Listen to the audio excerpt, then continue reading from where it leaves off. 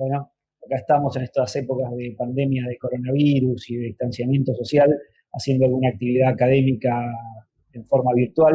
Estamos hoy con Agustín Jankovics, que es presidente de la Cámara Segunda de Apelación Civil y Comercial de La Plata, profesor titular de Derecho Procesal Civil y Comercial en la Universidad de La Plata, autor de muchos trabajos, artículos de doctrina publicados, y queríamos charlar con él hoy del tema de la gestión del caso judicial, de la gestión del flujo de casos y del rol del juez en esa gestión. Así que lo primero es darte buen día. Y lo segundo, preguntarte qué es o cómo podríamos definir la gestión del caso judicial. ¿Qué tal? Hola a todos y cada uno de ustedes. Lo primero, ¿qué es la gestión judicial? O lo que se conoce como Case Flows Management. Bueno, el Case Flows Management o gestión de flujo de casos tiene que ver en cómo se procesan dentro del sistema judicial todos los casos que ingresan a conocimiento de cada uno de las oficinas judiciales.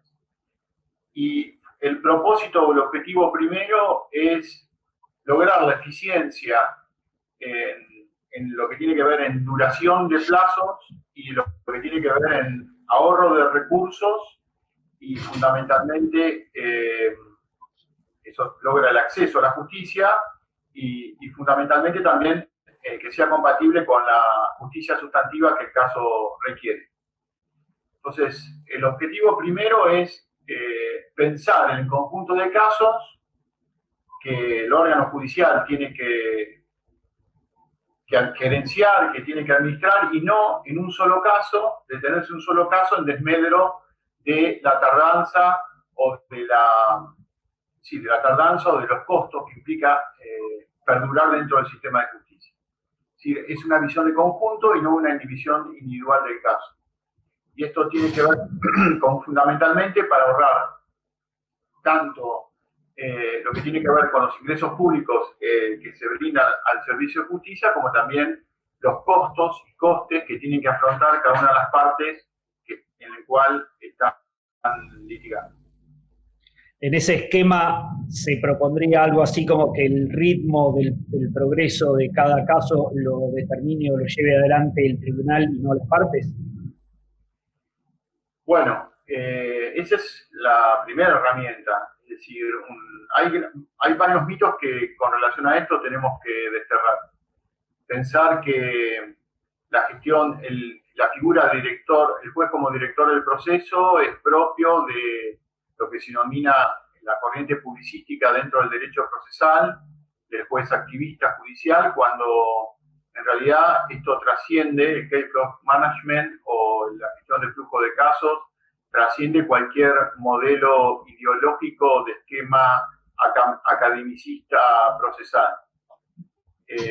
Evidencia de ello es que en casi todos los países de Occidente y también algunos de Oriente está, por ejemplo, Mongolia, tiene la organización o esta herramienta que es el Case Flow Management o gestión de flujo de casos.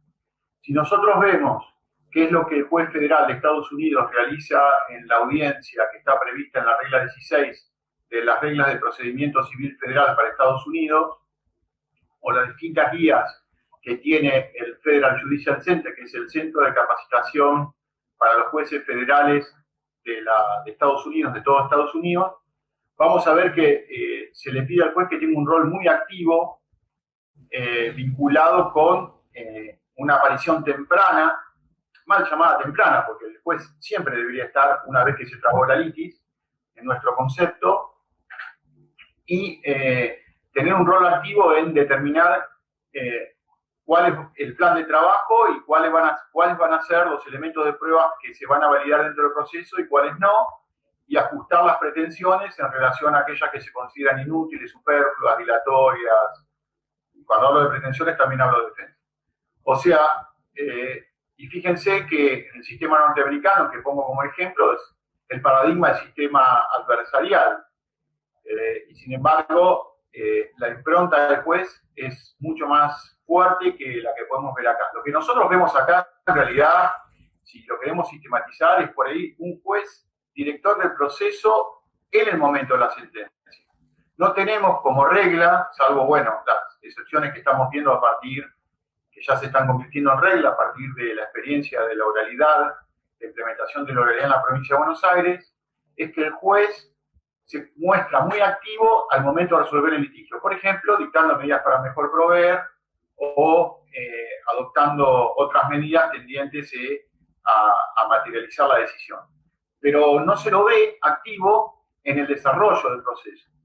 Y esto tiene que ver con la pregunta que vos me hacías, Pablo. Obviamente, el manejo, la dirección, la gestión, el gerenciamiento del proceso lo tiene el juez y para eso son las potestades oficiosas. Tal es así que una de las herramientas que utiliza el Case Flows Management tiene que ver con la diferenciación de manejo de flujo de casos que se llama TCM en Estados Unidos y que tiene que ver que el juez elige cuál es la vía o el track sobre el cual va a transitar ese proceso. Y esa vía la elige en relación con la complejidad, que dividen en casos estándares, complejos o simples, con la complejidad del caso y con el requerimiento de tiempo y recursos que ese caso va a necesitar. Por supuesto que esto se hace no desde una posición jerárquica, sino una posición horizontal, trabajando cooperativamente con todos los abogados. En estas, lo que se llamaría ya es el artículo 16, como decía, de las reglas federales de Estados Unidos, de la Pre-Trial Conference, o lo que sería acá la audiencia preliminar, bastante similar. El juez trabaja cooperativamente con los abogados y los abogados con el juez para determinar cuál es la vía procesal y cuáles son los actos que van a ser necesarios y cuáles son aquellos actos procesales en los cuales se puede prescindir. En algunos casos, en Estados Unidos, vuelvo a Estados Unidos, el track o la vía la define el propio tribunal, en otro lo definen las partes, o en otro están directamente estandarizadas y el sistema es el que es el encargado de definir analizando parámetros del caso sobre qué vía va a analizarse. El problema que nosotros tenemos es que a todos los casos le damos, sean más complejos, menos complejos, le damos un mismo trámite. No distinguimos entre lo que muy bien conocés vos, Pablo, y que has trabajado tan detalladamente, que es las pequeñas causas. Es decir, un juicio de una mala praxis médica en la cual está involucrado como demandados varios médicos, la clínica, el Estado, puede estar el Estado, puede estar también a su vez las compañías aseguradoras de los médicos y las clínicas, le damos el mismo tratamiento procesal que un accidente de tránsito en una esquina entre una moto y una bicicleta en la cual se violó la prioridad de paso, o peor, un accidente que se produjo cuando un auto estaba detenido y el otro lo emitió de atrás. Entonces, fíjense que la vía procesal es exactamente la misma. La complejidad de los casos son diametralmente distintos y de acuerdo a nuestro esquema, todo tramita del mismo modo, lo cual es un error porque hace que los procesos duren demasiado, que no se logre la eficiencia y que se pierdan costos innecesarios, tanto de tiempo como de recursos de las partes como del Estado. Respecto de algo que comentaste, mencionaste el rol activo de los jueces y mencionaste la oralidad. ¿Hay una correlación o hay alguna vinculación entre la gestión del flujo del caso y el proceso oral? Es fundamental tener en cuenta que, digamos, el proceso, el principio de inmediación, más que el proceso oral, por ejemplo, esta teleconferencia estamos teniendo inmediación y bueno, es oral, obviamente, ¿no? Pero no significa la inmediación material de estar juntos. Obviamente, en estas, digamos, en el sistema americano hay lo que se llama conference y hearings. Las conferences son las conferencias donde las partes, los abogados y los jueces, fundamentalmente los abogados y el juez, se reúnen para definir cómo va a tramitar, cuáles son los elementos fundamentales, las pruebas en este caso. Obviamente, la necesidad de inmediación a través de la oralidad, sea telemática, como en este caso, o sea en forma presencial, es fundamental. Pero lo que quería dejar aclarado, Pablo, por ahí lo reafirmo y prefiero pecar por exceso y no por defecto, es el tema de que aún en los modelos adversariales hay una figura de director del proceso. O sea que el rol del juez no es un rol para el modelo adversarial o un rol para el modelo policístico. En ambos casos, el rol del juez es un rol activo en la determinación de cómo diagramar el trámite del proceso y de qué fuentes de prueba se van a incorporar a través de los medios de prueba y cuáles no, determinando, una vez trabada la litis, en el caso nuestro, en el caso de ellos es previo a la traba de la litis, por eso es una pre-trial conference, determinar cuál es el elemento esencial, qué es lo que se está litigando, con qué elemento de prueba cuentan las partes. Por supuesto que la oralidad... Y eso no es contrario al principio dispositivo. Sí, el principio dispositivo no es que sea contrario al principio dispositivo. El principio dispositivo es el derecho material que las partes quieren llevar al tribunal o que quieren renunciar o sobre la cual el demandado quiere allanarse. No tienen, digamos, el principio dispositivo, el principio que está más vinculado a la titularidad y al reclamo del derecho de fondo o al allanamiento. O sea, si una persona en un accidente de tránsito no quiere reclamar daño psíquico ni daño estético, normalmente lo puede renunciar. Yo no necesariamente puedo llevar esa pretensión, el juez, obviamente por el principio de congruencia y por el principio dispositivo, no lo puede llevar a tribunales si la parte no lo trajo. Ahora, todo lo que tiene que ver con el manejo del proceso judicial, que no tiene que ver con el principio dispositivo, y acá tenemos que ver, sobre todo en el trámite del proceso, en los distintos procedimientos que integran el proceso. El principio dispositivo juega al momento de sentenciar, en el que la parte no puede resolver ultra petita, infra o extra petita. Ahora, la dirección del proceso la va a tener siempre el juez y en ese caso están las potestades oficiosas. Es más, una cuestión que es esencial en todo esto es el uso de la tecnología. Ya, determinados tracks o vías tienen un sistema de traqueo también, pero traqueo en cuanto no como vía, sino como en cuanto a seguimiento, automático y estandarizado. Entonces, el sistema informático va haciendo el seguimiento del calendario del progreso del caso. Entonces, hay un control del seguimiento de los casos ante un tribunal a través de la parte administrativa del tribunal, lo que llaman los administrative clerks, que no son los abogados, sino digamos, empleados, que manejan el sistema y que van determinando con los deadlines el progreso. Y ahí está materializado el principio de oficiosidad. Es más, es automático, porque da sistemas de alerta temprana con relación a que está próximo a vencerse una actividad procesal y por ahí no se realizó, o se le advierte de que se tiene que llevar a cabo.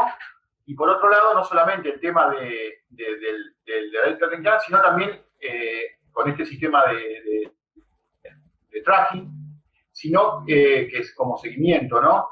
Y control, sino también que, por ejemplo, muchos, y en esto estamos un poco aprendiendo, implementando, muchos de los proveídos son automáticos, digamos, en el sentido de que directamente presentado la actividad procesal, el sistema automáticamente le da el proveído sin tener que alguien redactado y demás. O sea, con inteligencia artificial lo que se realiza es realizar una actividad procesal, el sistema advierte que hay que correr el traslado y corre automáticamente el traslado. No tiene que nadie sentarse a escribir un proveído para correr el traslado de una presentación que hizo una de las partes.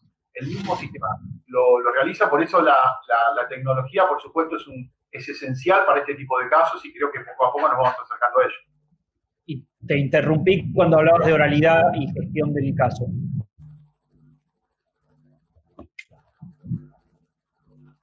Ok, ¿cuál es la inquietud? No, que había una relación íntima entre oralidad y gestión del caso, si era lo mismo ejercer la gestión del caso en el proceso oral que en el proceso escrito, o había diferencias ahí de utilidad. No, la oralidad, digamos, yo creo que no se puede gestionar en términos de gestionar un caso, gestionar, es decir, estar adelante, conocer el caso, sin oralidad. O sea, yo puedo llevar un caso, perdón, Pablo, quiero decir, puedo llevar un caso como juez, ahora, distinto es gestionar el caso. Son dos conceptos distintos. El caso es llevado ante mis estrados por las partes y particularmente por sus abogados. Y otra cosa es la gestión del caso cooperativa con los abogados. Cooperativa con los abogados, que sin sorpresas procesales. Por ejemplo, saber, se puede hasta determinar en acuerdos procesales que se va a notificar telefónicamente de determinadas cosas o determinadas audiencias o determinadas... Me quedan dos preguntas nada más. ¿Están los jueces y las juezas en la provincia de Buenos Aires en condiciones de hacer eso? Bueno, es una pregunta que parece fácil, pero es difícil, Pablo. Primero que una cuestión que nosotros tenemos que comprender como jueces y eventualmente juezas de la provincia de Buenos Aires es la estandarización del proceso.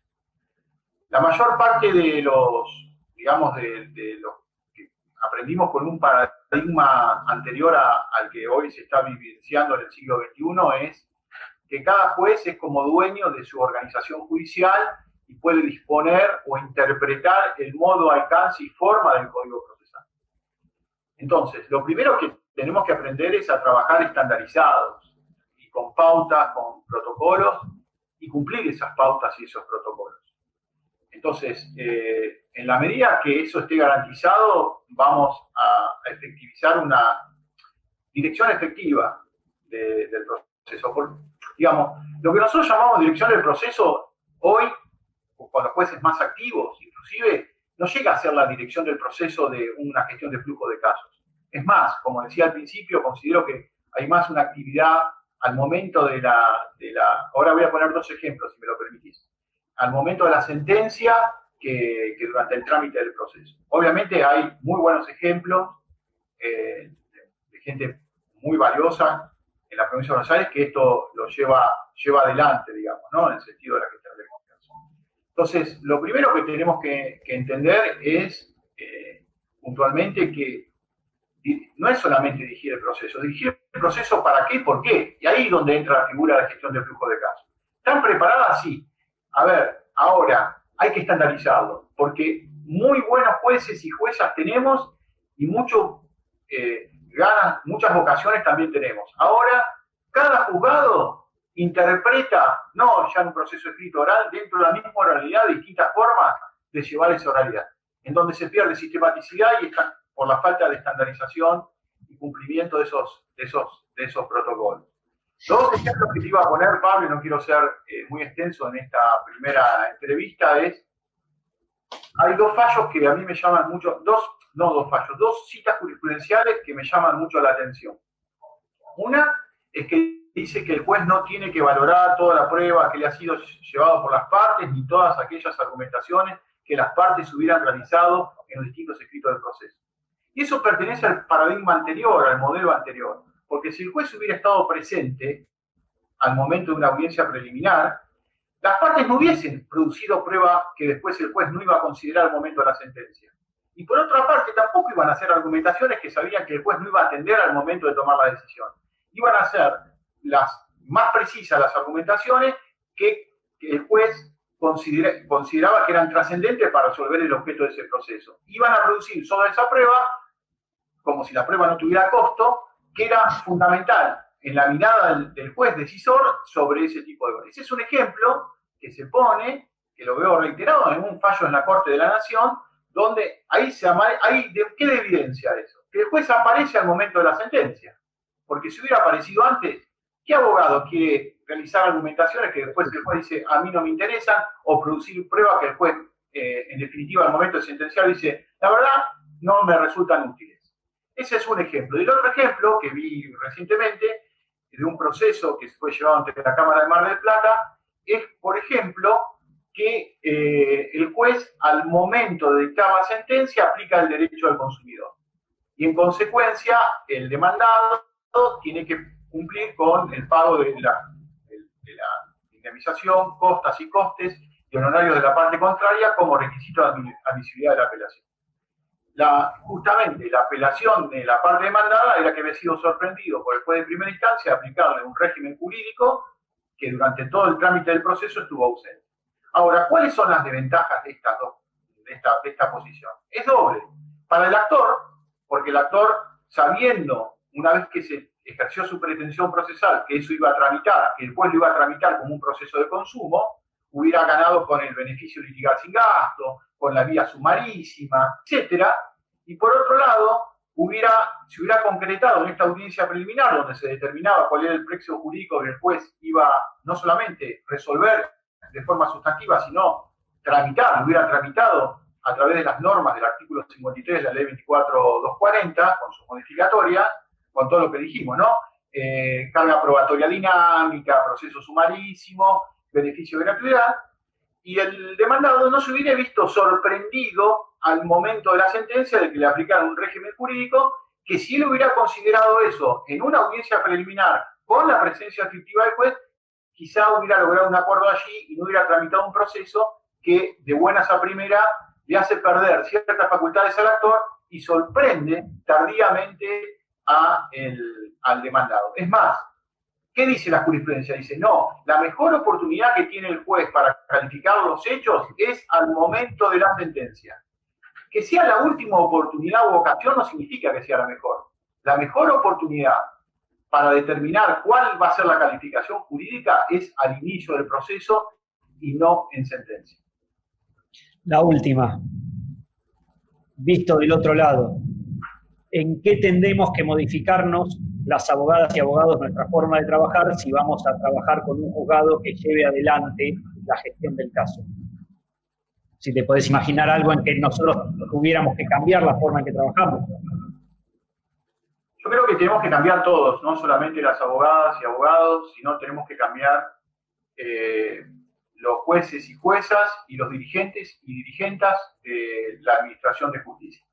Creo que es un cambio que se tiene que hacer en conjunto y por todos los operadores del derecho. Lo primero que hay que aprender de ambos lados, digamos, tanto por parte de los abogados y abogadas, jueces y juezas, es fundamentalmente aprender a trabajar cooperativamente en pos de un resultado útil de la jurisdicción. Entonces, en el sentido de yo lo que observo a veces es alguna actividad litigacionista del juez o la jueza con los abogados o las partes, y a veces también, a la inversa, veo alguna actitud litigacionista de algunas partes y sus letrados hacia algunos de los jueces o jueces. Entonces, el litigio es resolver el conflicto, no pelearnos entre nosotros para ver alguna cuestión hasta de egos. Entonces, me parece que lo primero que tenemos que aprender es que el objetivo nuestro es lograr la resolución de los conflictos sociales o individuales, que la gente obviamente con intereses con relevancia jurídica, en un tiempo oportuno y de la mejor forma. O sea, la mejor forma es lo más acabadamente. No trabajar para la cultura del expediente, sino trabajar para la cultura del conflicto, es decir, lo que las partes no pudieron resolver y llevar a tribunales. Y cooperativamente, en un plano horizontal, tenemos que todos trabajar en ver cómo se resuelve ese conflicto, no en las chicanas o en los planteos dilatorios dentro del propio expediente.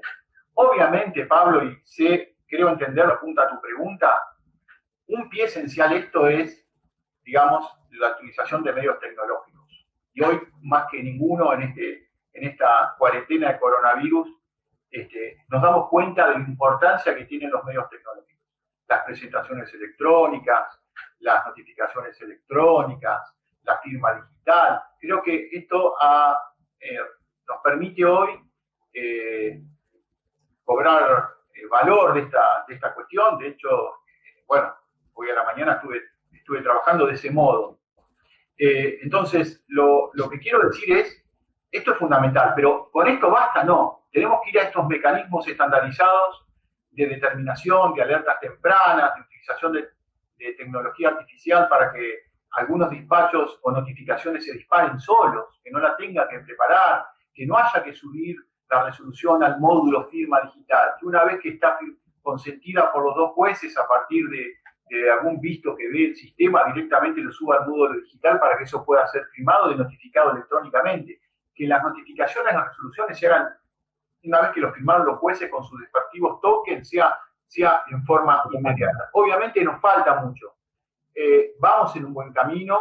y creo que todos vamos aprendiendo en este proceso que cambia el eje, que no es, como decía, la cultura del expediente, sino de lograr la respuesta oportuna y adecuada a los conflictos sociales que individual o colectivamente lleva a la gente a los tribunales, que obviamente no puede responder y que por supuesto en todos los operadores jurídicos nos genera una mayor legitimación social, un mayor reconocimiento social.